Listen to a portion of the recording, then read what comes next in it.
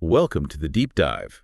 You know that feeling when you're caught in the storm and everything's swirling, trust gets tested, hidden things pop out, and what you thought heroism meant gets kind of complicated. That's the perfect way to put it. Yeah, Well, that's exactly the kind of deep dive we're doing today. absolutely. We're focusing on this really pivotal and honestly pretty dark period at Hogwarts.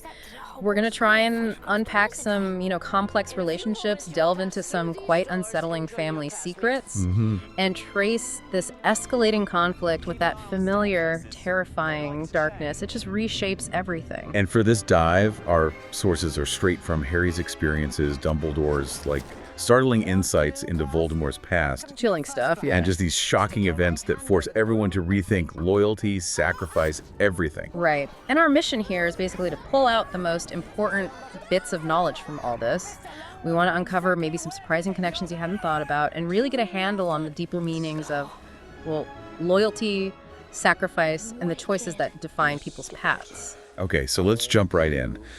The shadow of suspicion. It really falls hard on Draco Malfoy right from the start of the year, doesn't it? Immediately. For Harry, anyway. Yeah, Harry instantly distrusts Malfoy and Snape, especially after overhearing that conversation, Snape offering help. And Malfoy mentioning your master. Yeah, that's pretty damning in Harry's eyes. Totally confirms his worst fears. But what's interesting, though, is Hermione.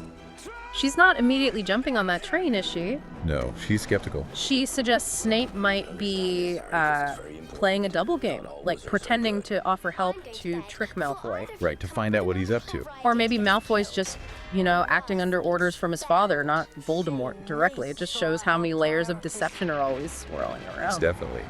But Harry, he's convinced. He even brings up that moment back in Borgin and Burke's. Oh, yeah, the Greyback comment. Exactly. He reminds Hermione that Malfoy threatened Borgin, saying Fenrir Greyback was an old family friend. For Harry, that's like, case closed. Proof. Which is a chilling detail, no doubt.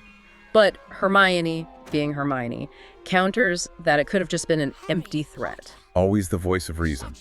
Or trying to be. Well, yeah, always looking for the logical angle, even when things are getting, pretty dark. But the real kicker is figuring out how Malfoy keeps vanishing off the Marauders map. Ah, yes. The disappearing act. Our sources keep mentioning these periodic disappearances, and it turns out he's using Polyjuice Potion. Right.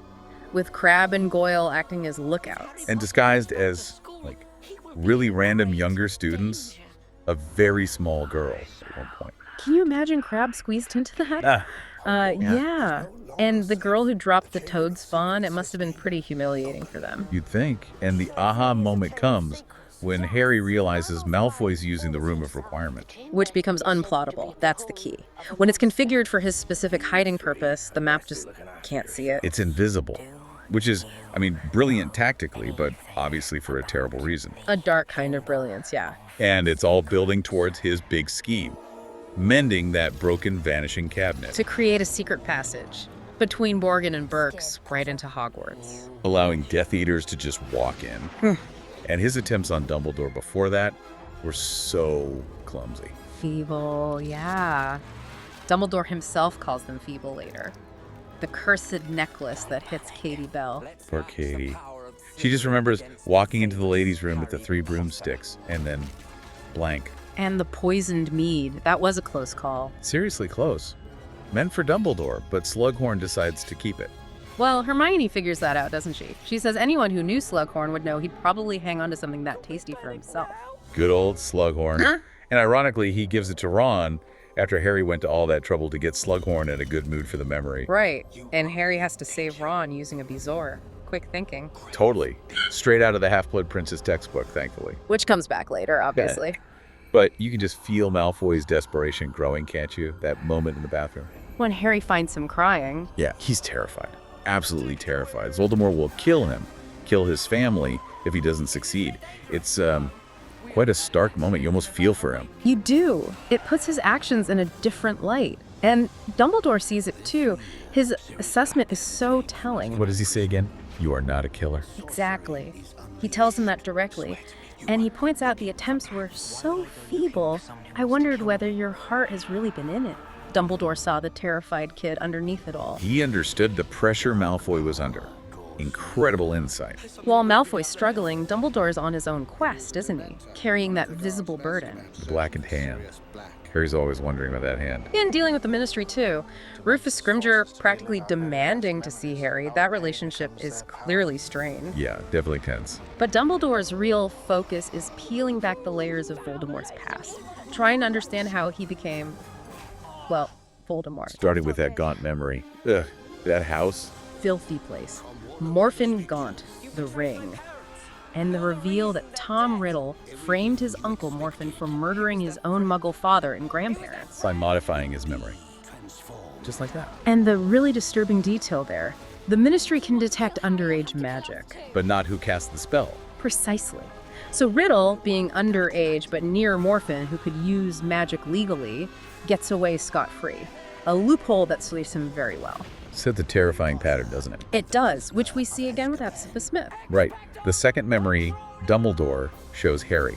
She's got these two incredible treasures. Slytherin's locket and Hufflepuff's cup, and she shows them to young Tom Riddle, who's working at Borgin and Burke's at the time. And Dumbledore points out his motive wasn't revenge this time, it was just greed for gain. He wanted the treasures, so he kills her, modifies her memory again, and pins it on her poor house elf, Hooky. Just ruthless. Utterly. But the most critical memory, the one Dumbledore needs most, Is Slughorn's, the one he tampered with.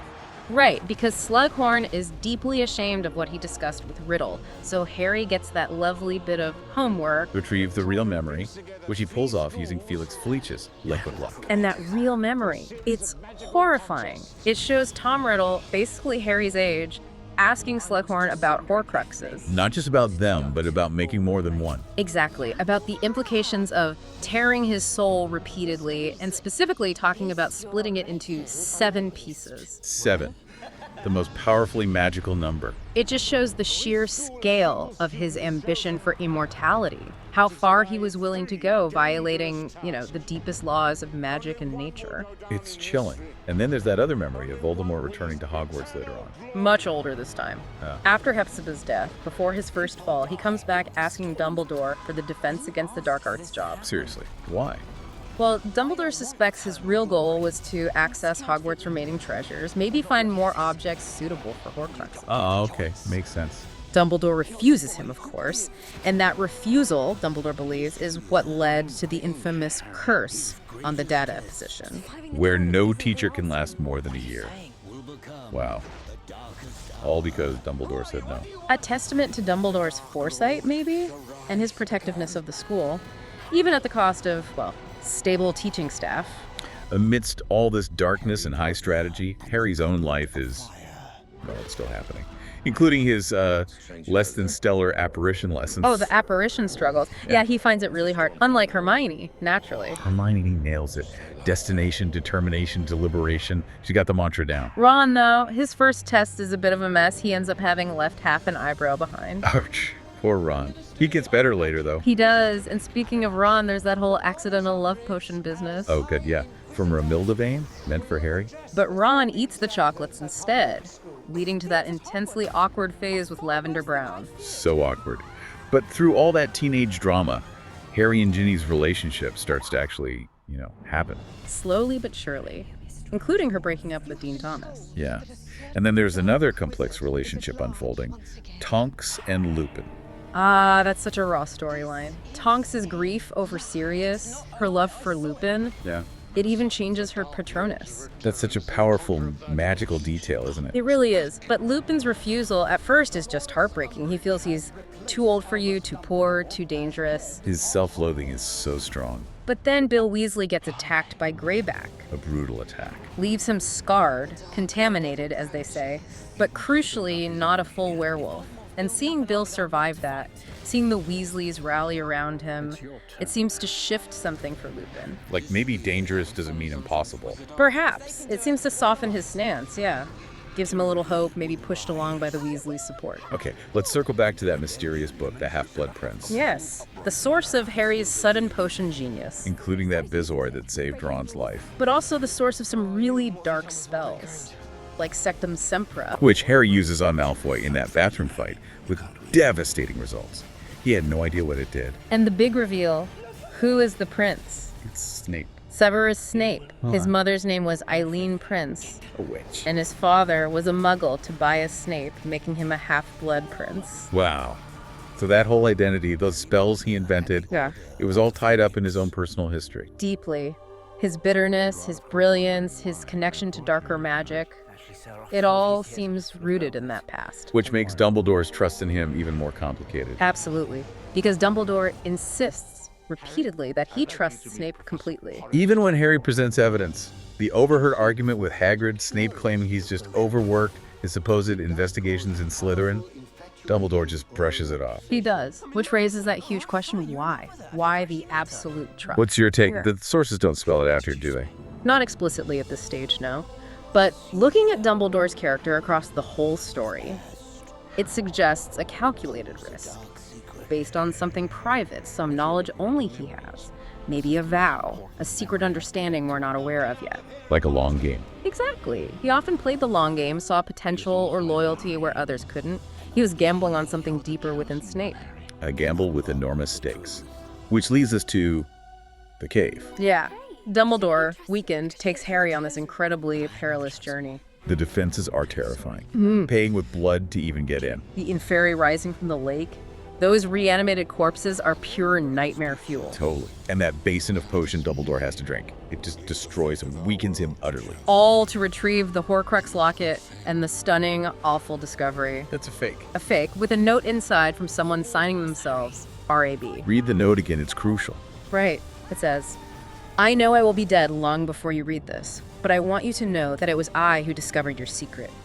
I have stolen the real Horcrux and intend to destroy it as soon as I can. I face death in the hope that when you meet your match, you will be mortal once more. Devastating. Dumbledore went through all that agony for nothing.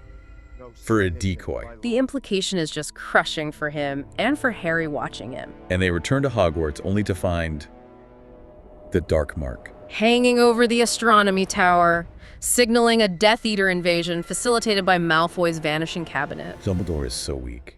But his last command to Harry, it's intense. Obey any command I might give you at once and without question. Run, hide, or go back. He's protecting Harry, even then. On the tower, Malfoy confronts him. But he can't do it. You see the fear, the desperation.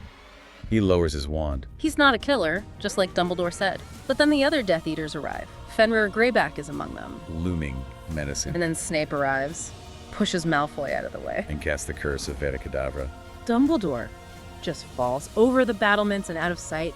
It's arguably the most shocking moment so far. Absolutely shattering. The aftermath is just chaos. Battle raging through the castle. Harry, consumed by grief and rage, chases Snape, even uses Sectum Sempra on Greyback during the pursuit. Showing how much that moment broke him. Dumbledore's funeral, it's incredibly moving. The white flame, the marble tomb. And the tributes from the centaurs and the mer people. Showing how much respect he commanded across the magical world.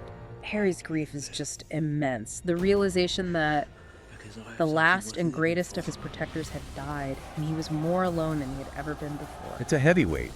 And in that grief, he makes that incredibly painful decision about Ginny. To break up with her. Yeah. His reasoning is heartbreaking, but logical in its own way. Voldemort uses people his enemies are close to. I care. He's trying to protect her. It's a selfless act, really, born from this new, harsh reality he's facing. And that loss, that reality, it cements his path forward. His resolve becomes absolute. He knows what he has to do. Track down the rest of the Horcruxes, and then I've got to go after the seventh bit of Voldemort's soul. I'm the one who's going to kill him. He fully accepts the burden. Thinks he has to do it alone. But he's not entirely alone, is he? No. Ron and Hermione step up. Their loyalty is just unwavering. We're with you whatever happens. They absolutely insist on going with him. Starting right after Bill and Fleur's wedding. It's that little spark of light, isn't it? True friendship against overwhelming odds. A crucial spark. So looking back, we've really explored this period of intense conflict, haven't we? Deep personal growth, shocking betrayals. Yeah, Dumbledore's relentless pursuit of knowledge about Voldemort. Harry stepping up, accepting this huge destiny. And that ultimate sacrifice, Dumbledore's death, that shifts everything onto Harry's shoulders. This deep dive really shows how sometimes the biggest truths are hidden right there in front of you. How trust can be your greatest strength, or your biggest vulnerability. And how fighting immense evil often means facing really painful realities, things that shake your whole world. So the thought to leave you with is this. What does it mean for you to uncover uncomfortable truths in your own world? And how do you choose to act when the way forward seems, well, completely uncertain?